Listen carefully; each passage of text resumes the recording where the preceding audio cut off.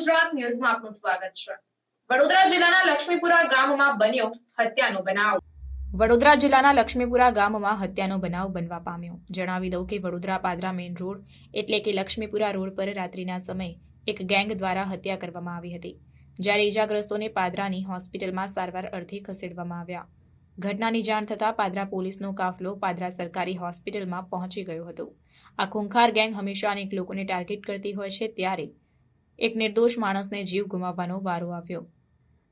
Laxmipura main road પર આ હત્યાનો બનાવ બનવા પામ્યો હતો, ત્યારે પોલીસને આ ઘટનાની જાણ થતાં પોલીસ દોડતી થઈ હતી। સાથે જ પોલીસે આ સંદર્ભે કામગીરી હાથ ધરી છે।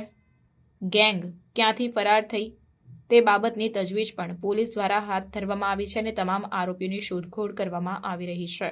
હત્યા કરનાર આરોપીઓમાં કમલેશ લક્ષ્મણભાઈ વાદી, અજય ઉર્ફે અજલો, વિજય ઉર્ફે ઓકી અને યશપાલ હસમુખભાઈ પરમાર, આ તમામ આરોપીઓની અટકાયતના ચક્રો ગતિમાન કરાયા છે।